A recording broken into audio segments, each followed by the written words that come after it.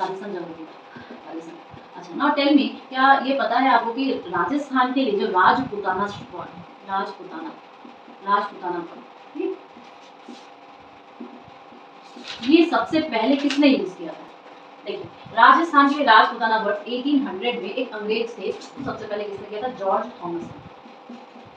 लेकिन ये पता कैसे चला हमें? पर्सन है विलियम फ्रैंकलिन, ठीक है, William Franklin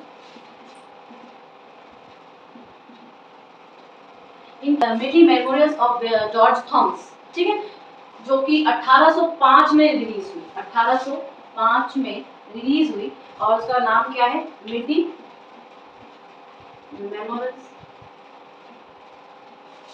of mister George Thomas.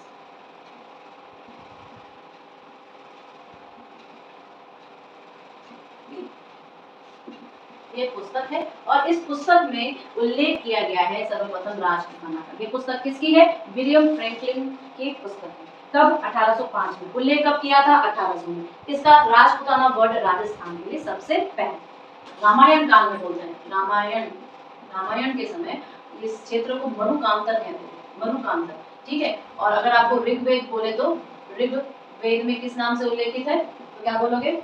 अभी बोला था, ब्रह्मवर्ण, ठीक है। बाकी तो राजस्थान का नाम क्या है? राजस्थान है, राजस्थान है, फिर क्या है? रजवाड़ा है, ठीक है। ये सब तो नाम है ही। राजपूताना सबसे पहले इन्होंने बोला था, और ये हमारे पास लिखित प्रूफ है। फिर याद करिए यौधेय प्रदेश, यौधेय प्रदेश अभी हम लोगों ने डिस्कस भी किया था। इस इलाके को बोलते हैं आपके श्री गंगानगर वाला हिस्सा, श्री गंगानगर, हनुमानगढ़, ये वाला हिस्सा जो था उसे हम क्या बोलते थे? यौधेय प्रदेश। और याद रखना ये यौधेय प्रदेश, ये जो इस जगह का नाम है, किस जगह का नाम है? श्री गंगानगर, श्री गंगानगर और हनुमानगढ़, हनुमानगढ़। और इस जगह को हम लोग अब किस टाइम में बोलते हैं? महाजनपद काल में, महाजनपद काल में।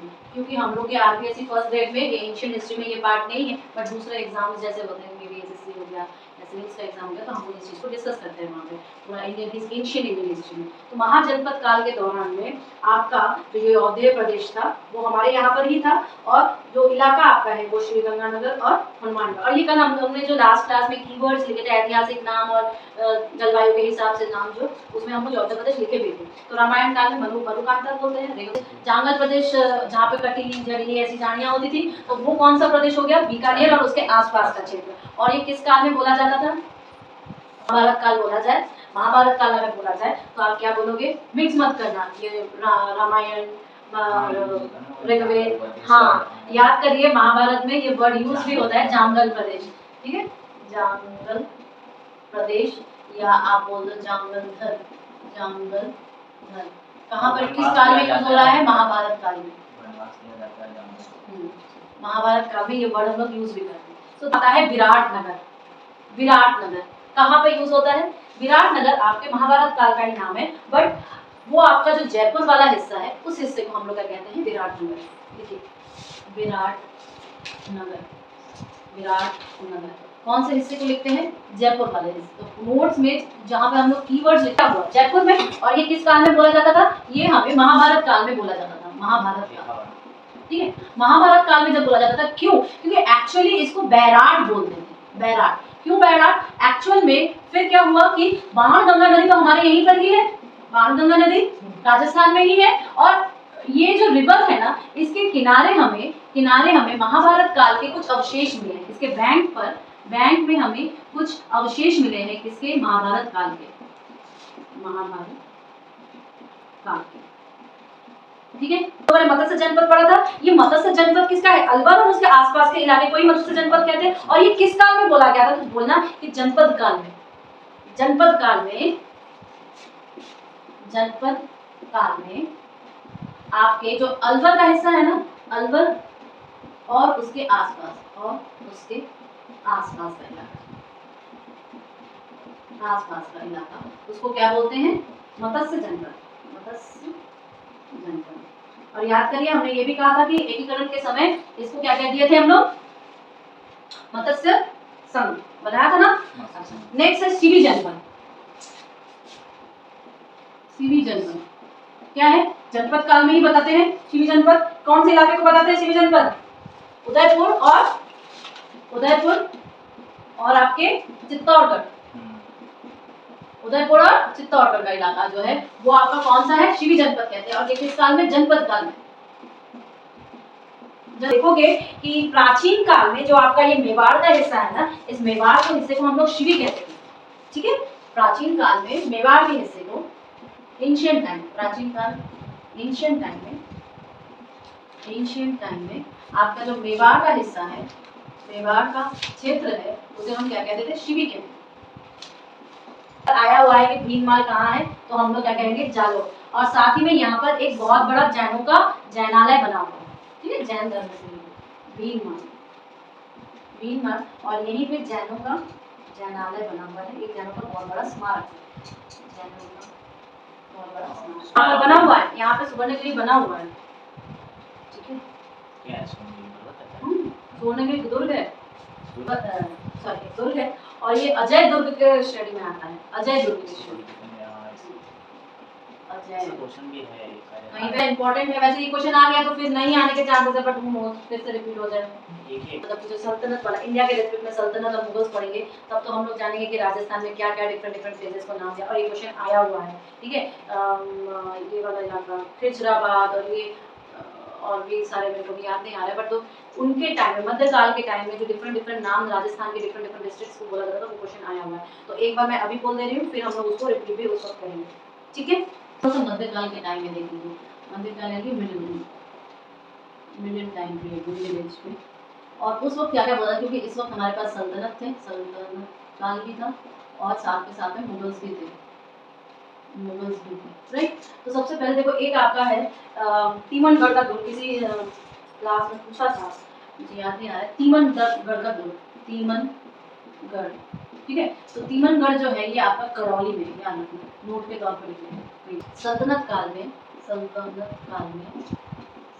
एरा में ये होना पूछेगा किसने रखा? हाँ एरा में या तो जगह का नाम दे देगा, या तो तुम्हारे किसने रखे का नाम दे देगा, या तो तुम्हारा जो नाम रखा है वो नाम दे देगा। तीनों में से कुछ भी दे सकता है, मैचिंग करने के लिए भी देता है। सल्तनत काल में अलाउद्दीन खिलजी। ठीक है, अलाउद्दीन खिलजी ने क्या रखा था? किसका नाम रखा था? चित्तौड़गढ़ का नाम क्या रखा था? खिजराबाद। ठीक है, खिजराबाद। जालोर का नाम क्या रखा था? जालोर का। इसी टाइम में आपके अलाउद्दीन खिलजी ने जालोर का नाम रखा था, जालोर का जलीला। तो उस वक्त अलाउद्दीन के टाइम में उसका नाम रखा था खैराबाद। ठीक है, सिवाना दुर्ग।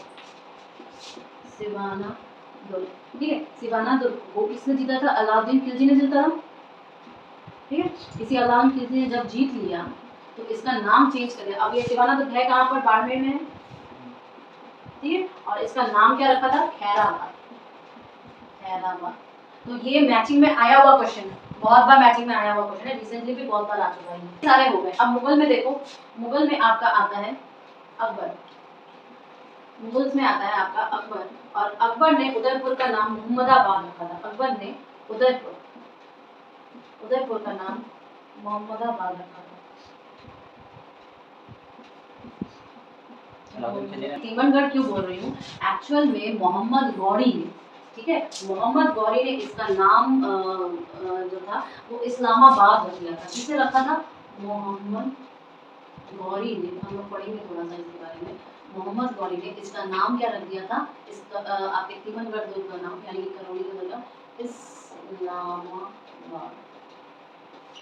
पर जयपुर की बात आती है, जयपुर में हम लोग को क्या मिलेगा? आमेर का दुर्ग मिलेगा ना, आमेर दुर्ग।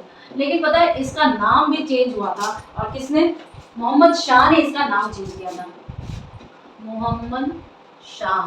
ठीक है, मोहम्मद शाह ने इसका नाम चेंज किया था, चेंज किया था और लिखा था मोमिनाबाद। ठीक है, दुर्ग और उसके आसपास का इलाका, आमेर दुर्ग और उसके आसपास का इलाका, क्या नाम से जाना जाता है? आपके मोहम्मद शाह ने चेंज कर दिया था, मोमिनाबाद। जयपुर में किसका शासन था? कच्छ। कुशवाहा डायनेस्टी।